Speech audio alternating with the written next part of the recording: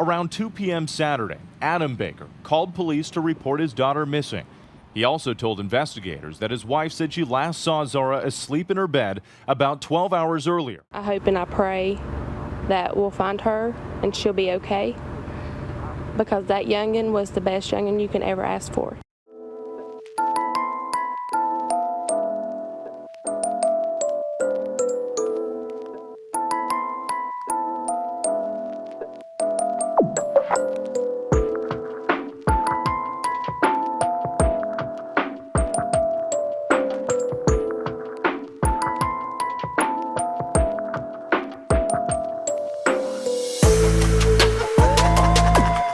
Welcome or welcome back, and thanks for being here. I'm Cassie, and this is A Wicked World.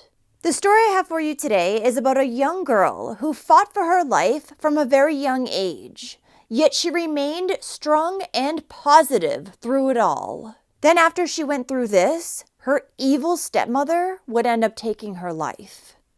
This is the story of Zahra Baker.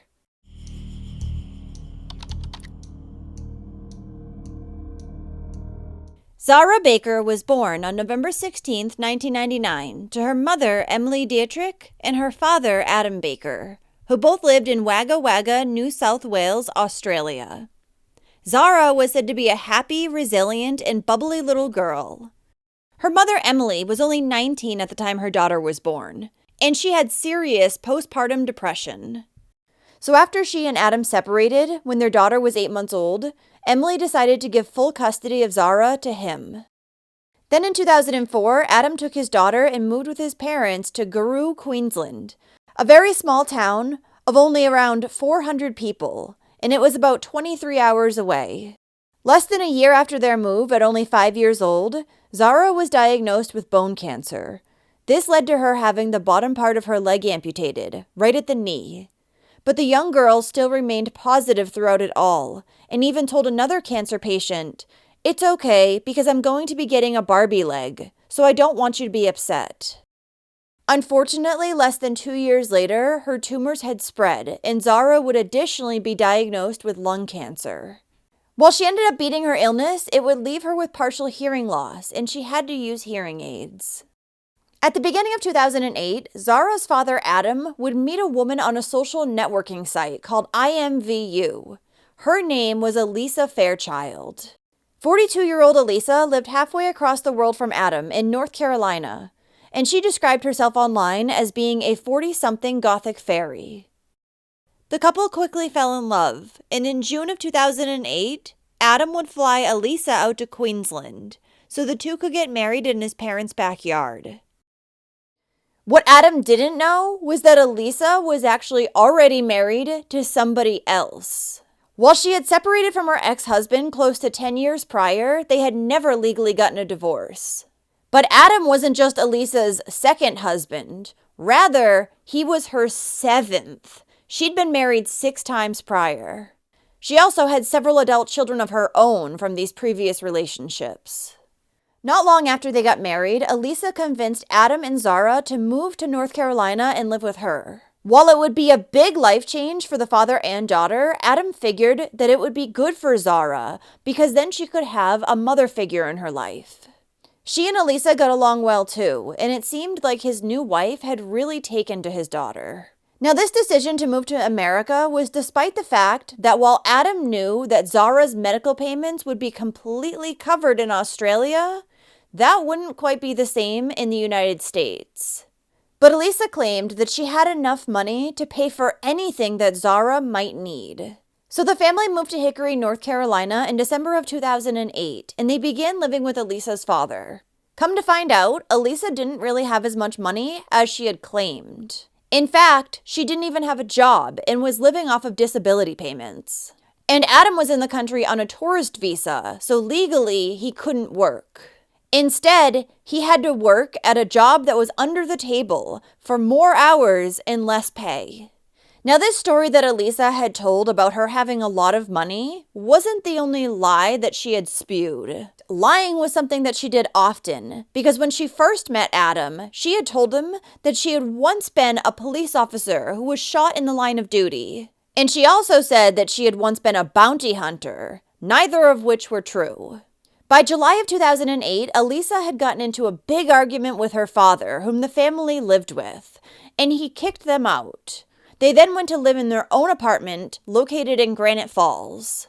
According to their new landlords, Shirley and Daryl, they had only seen Zara on the day that the family moved in, never again after that, so they assumed that she was only a visitor. It wasn't long after the Baker family relocated here that neighbors began complaining about hearing Alisa and Adam yelling and screaming at one another through the walls. The couple would also frequently fight in the parking lot, and even though the altercation started as just verbal, many times they quickly turned physical too. So after only a few months of living there, they were told that they needed to get out. Once the family left, their landlords discovered that in the apartment, a closet door had been removed. And on the closet walls, there were footprints. They also discovered that sheetrock had been torn down in the attic and looked like someone had been lying on it. On top of all that, Shirley and Daryl had noticed that while the Baker family was living there, they had heard noises that were coming from the attic, but never thought anything of it. That's until after they moved out. They hadn't realized that the noises were coming from Zara, who was locked upstairs inside the attic with nothing but a sheet to sleep with. After they left this apartment, the family moved into the Country Manor Estates mobile home park in Hudson. While Zara had been enrolled in school here, she never actually attended, as Alisa claimed to be homeschooling her. Prior to this, the little girl had shown up at her previous school with various injuries on her body, including a black eye. Teachers had gone on to call Child Protective Services, but not much had been done about it. Some of these teachers were so concerned, though, that they had gone out to Zara's home on several occasions to check on her. And one teacher also gave the young girl her phone number, telling her to call her if she ever needed anything. Now, when Child Services had been called in relation to Zara, on at least one occasion, Alisa informed a social worker that Zara's black eye was a result of her cancer treatment. The other bruises on her body she would explain away as being due to Zara falling over since she was so clumsy on her prosthetic leg. The most recent CPS case against the family would be closed out in August of 2010. Now, according to family members, when they had visited the home, Zara would constantly be locked in her room, and she would only be let out for 5 minutes each day so she could eat. If she didn't finish this food, she would be beaten by Alisa. And while relatives said that Adam had never struck his daughter, he also never stopped his wife from doing so. One time when Alisa had hit Zara, she accidentally hit her in her prosthetic leg, and she had done it so hard that she ended up breaking her own hand. But she lied to Adam, telling him that she'd injured herself after falling down. Alisa's daughters had also witnessed their mother mistreat Zara, and they had reported it to Child Services too. But Alisa had been able to explain away the girl's injuries time and time again. This wasn't the first time that the stepmother had dealt with Child Services either, as they had been in her own children's lives with reports dating back to 1999. Alisa liked taking advantage of men too. All of her ex-husbands had either been physically disabled, mentally vulnerable, or both. She had married each one of them shortly after meeting, and then took advantage of them financially. She would also physically and mentally mistreat them and leave them in crippling debt. One of Alisa's ex-husbands, the most recent one before Adam, a man named Aaron Young, was now living just a few trailers down from the family. But when Alisa introduced him to Adam, she introduced him as being her brother. Another neighbor named Renee would see the stepmother treating Zara poorly ever since they moved in. She said that Alisa would smack Zara multiple times because she couldn't run like the other children could. She also told Zara that she was not allowed to get a bike until she could run like the other kids, because until then, she didn't deserve it. Now keep in mind, Zara has a prosthetic leg. At the same time, it appeared that Alisa was jealous of all the attention her stepdaughter got for having cancer. So she lied and said that she also once had cancer, brain cancer in fact, and she had had several tumors surgically removed. In May of 2010, a children's charity donated a pair of hearing aids to Zara. Alisa took her to pick them up. It sounds better than without them, so I can actually hear more than without my hearing aids. And while there, onlookers would say that the stepmother genuinely seemed happy and emotional when Zara put the hearing aids in. A few months later, in early September of 2010, Zara and her family moved to a new home in Hickory. This one was rented out to them by Adam's new boss, Mark Coffey. Adam was now working for a tree maintenance company, and he would work very long hours, often leaving before Zara woke up and returning when she was in bed. This meant that Alisa was the little girl's primary caregiver. Only about a month after moving into their new home, on October 9th, 2010, around 5:30 in the morning, Alisa placed a 911 call, saying that there was a fire in their backyard. Once firefighters arrived on the scene, the fire was quickly put out, but one of the firefighters noticed that the door to Adam's work truck was open, and it smelled like gasoline. There was also a white envelope on the windshield, and when they opened it, they found a letter that said, "Mr. Coffey, you like being in control? Now who is in control? We have your daughter and your pot-smoking redhead son is next, unless you do what is asked. $1 million unmarked. We'll be in touch soon. No cops." But after police spoke with Mr. Coffey and found out that both he and his children were just fine, they considered the fire to just be arson. Hours later, around 2 p.m., another 911 call was placed, this time by Adam, reporting that Zara was missing. The father told police that he believed that she had been taken by whoever had threatened Mr. Coffey, but also said that he hadn't seen her since 2:30 a.m. when she was sound asleep. Firefighters were at the house around 5:30 a.m., so you would have thought that he had checked on her at that point. So why was it that he wasn't calling until now? Tampa County 911. Hey, how you doing? I'm good. I need police. Hickory Police 911. Where's your emergency? Yeah, my daughter is missing. I'm sorry? Your My daughter. missing? Yes, ma'am. Okay, what's your address? 21 21st Avenue, Northwest. The police were out here last night. They were firing a ransom note for my boss's daughter. I got up this a little while ago, and it appears that they took my daughter instead of my boss's daughter. Okay, how old's your daughter? She's 10. She's handicapped. She has a prosthetic leg, so that... How long has she been missing?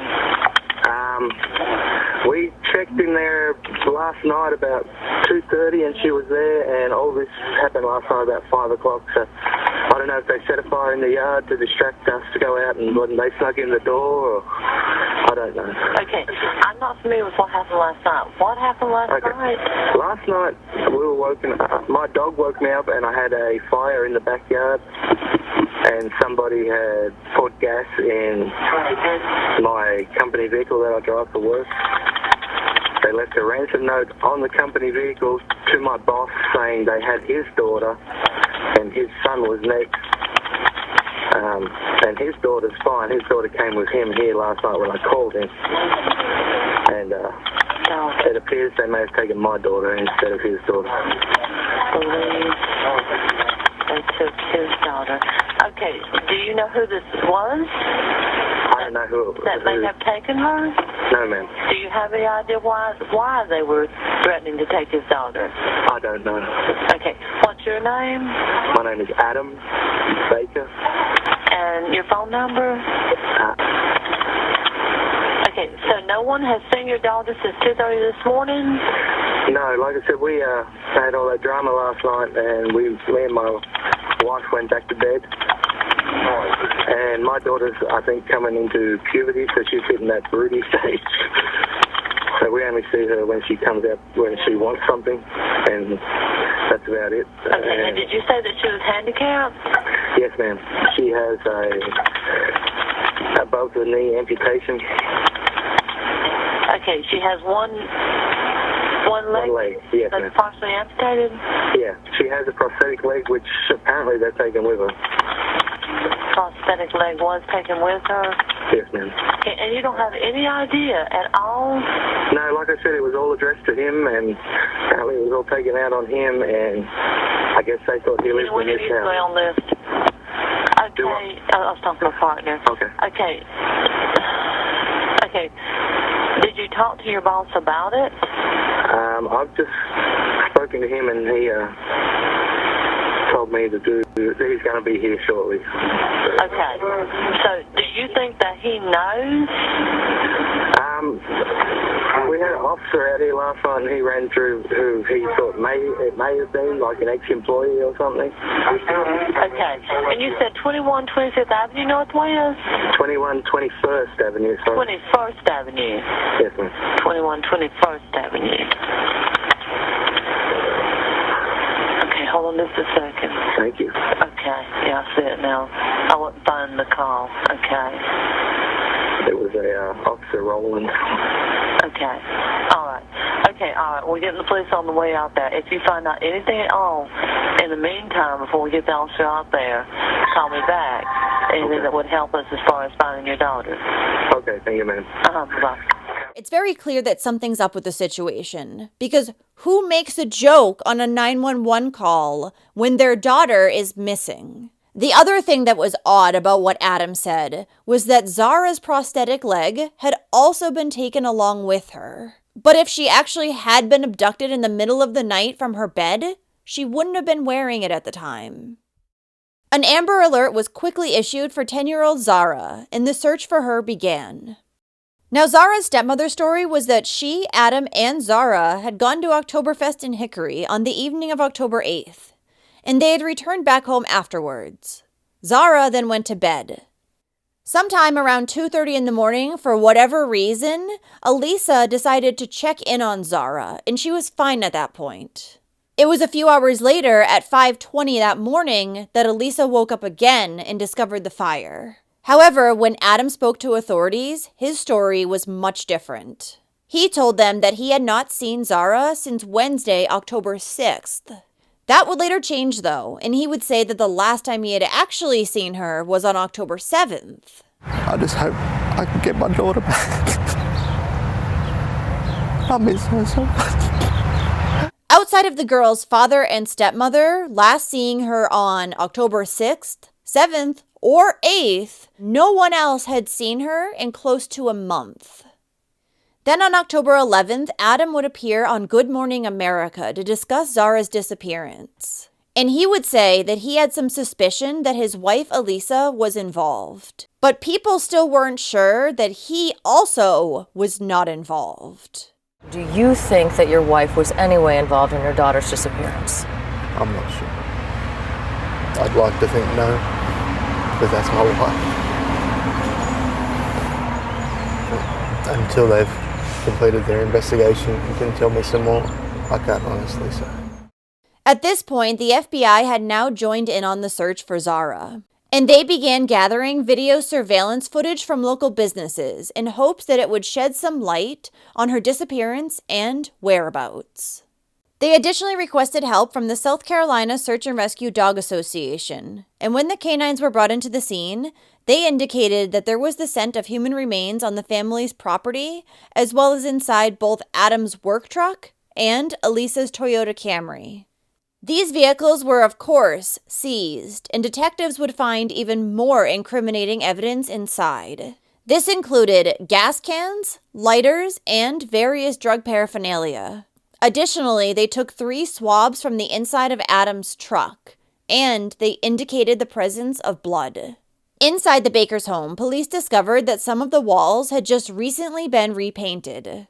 Additionally, pieces of paintbrush were found inside the fire that had been started on the morning that Zara went missing. And once a black light was used, authorities uncovered multiple blood spatters throughout the home. Dogs were then brought out to the area where Adam had worked, which was about 19 miles away from the home. Here, they would pick up the scent of human decomposition in piles of mulch, on various logs, and on a wood chipper. But after hours of searching, authorities were unable to find anything further. That same day, Alisa not only failed a polygraph, but she would also admit that she had been the one who left the note on her husband's windshield. According to her, it was because she was angry at their landlord, Mr. Coffey, and she wanted to get back at him. This led to her being arrested and charged with felony obstruction of justice. She was also given a handful of other charges, including larceny, writing bad checks, communicating threats, and driving with a revoked license. At this point, authorities canceled the Amber Alert for Zara, and they began calling the case a homicide investigation instead of a missing person. Around the time that Alisa first appeared in court on her charges, a tip also came over to police in regards to Zara. This unknown person stated that not long before the girl went missing, she'd been seen at a home on County Line Road in Hildebrand, about 10 minutes away from where she lived. She was there with two men who were cousins named Timothy Young and Sammy James. According to the tipster, Sammy told him that he had done something very bad and needed to leave town. Also, according to this person, when Alisa went to pick Zara up later, she had blood running down the inside of her legs, like she had been badly assaulted. The source then said that Alisa had a relationship with one of these men. And the tipster also asked Timothy if Zara had been killed that day, but he just said that he believed she might have gotten hit in the head. Police would go out to the home on County Line Road shortly after to investigate. And when they did, they discovered a mattress in the yard that had a large dark stain on it. But when they knocked on the door and asked Timothy about it, he said that he had just urinated one night while he was drunk, and now he was trying to air it out. He additionally stated that while he knew Zara, she had never been to his house. Timothy would go on to be questioned further by detectives, and he would also pass a polygraph test, so eventually he was let go. At that time, detectives decided that they were going to tell Alisa that if she didn't come forward with more information in regards to Zara's whereabouts, she would be facing the death penalty. And upon hearing this, she quickly began to break. It's also said that the reason she began talking was because just days earlier, police had located Zara's mattress in a landfill. And there was some very damning DNA evidence found on it. According to Alisa, for weeks prior to Zara's death, she had been sick and her health had been declining.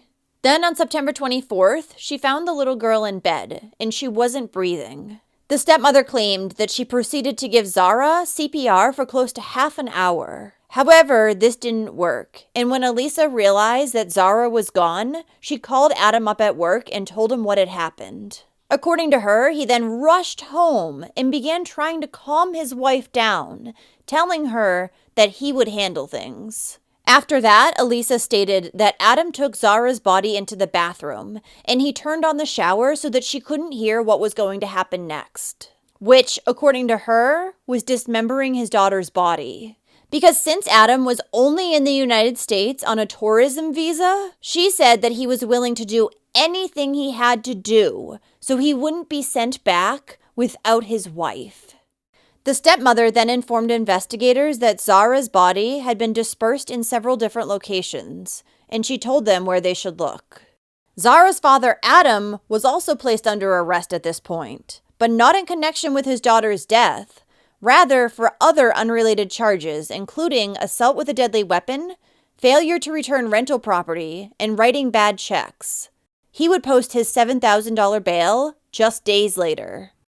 Alisa was additionally charged with second-degree homicide with aggravating circumstances. Then on October 27th, Zara's prosthetic leg would be found near Gunpowder Creek.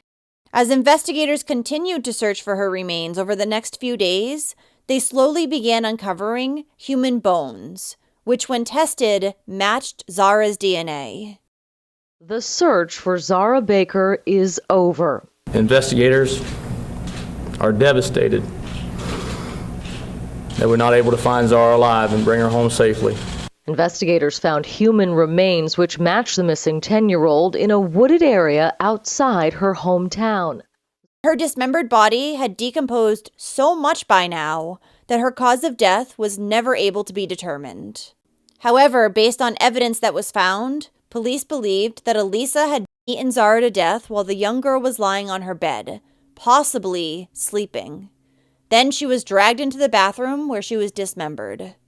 Now, Adam was still denying any involvement in his daughter's death and dismemberment. And while investigators would find that Alisa's phone had pinged in the areas where Zara's remains were discovered, Adam's had been at work. However, there was a lot of communication between the two during this time, which was rather unusual. Further adding suspicion to the father was the fact that Adam had lied to police and told them that he had seen his daughter at 2:30 in the morning, when he clearly had not. But Adam wasn't charged with anything further, and he would end up being deported back to Australia once he had taken care of his other criminal charges. In September of 2011, Alisa would take a plea deal, and she was sentenced to only 18 years in prison. However, she had also been selling prescription drugs out of her home for years, so she was additionally charged with 7 counts of possessing, distributing, and conspiring to distribute prescription drugs. For this, she was sentenced to another 10 years in prison, which is to be served after she's already served the 18 years for Zara's death. Then in April of 2012, a skull was discovered, and it was later confirmed to belong to Zara. Come to find out, the little girl's real mother, Emily, had been searching for her daughter for years, but according to her, every time she'd find Adam, he would disappear again. Emily had just recently found Adam online, only 3 days before Zara was reported as missing. A funeral for 10-year-old Zahra Baker was held privately, and a memorial outside the home where she had most recently lived also began to grow, following the discovery of her remains. Here, people left letters, flowers, cards, balloons, and stuffed animals for the young girl. Additionally, a 3,600-square-foot park and playground was built in Hickory, North Carolina, in memory of the young girl, and it was named Zahra Baker Memorial Park. And Zara, if you'll recall, was a cancer survivor who had lost her left leg and hearing to the disease. This playground was designed with her struggles in mind. It's very different. It's designed for all children to come and play, whether you're able-bodied or disabled in a wheelchair, whether you can run, whether you can speak, whether you can see, whatever you can do, you can come here and play with your friends.